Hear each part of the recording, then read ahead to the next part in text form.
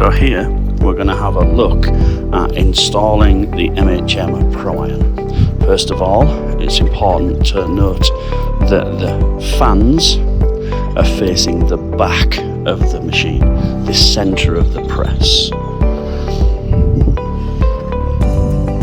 Then we're going to install this valve here onto the lower pipe, and this is going to control the force or speed of the chop mechanism.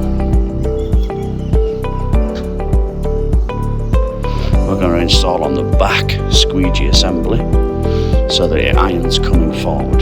I install the electric box using these two screws here.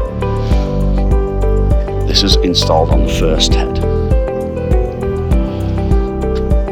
Then we're going to install the iron on the back plate in the same way we would install a squeegee.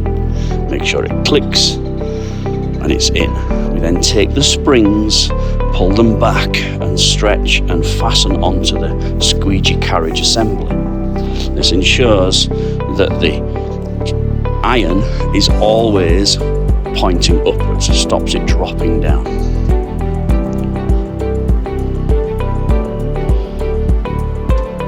We then unplug the lower chop valve, insert the new brake valve, push and fit,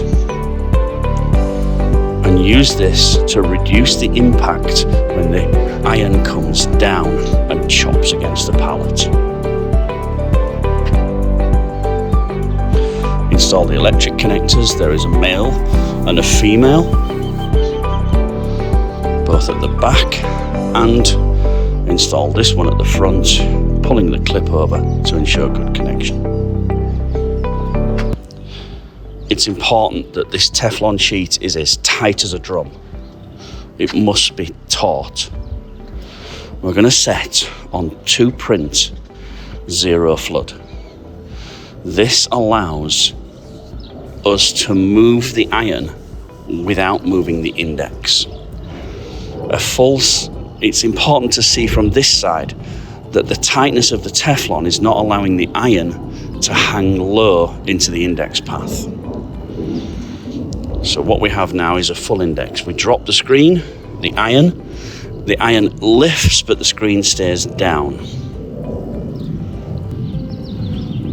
Here we slow down the chop valve to reduce the impact of the pallet, of the head hitting the pallet.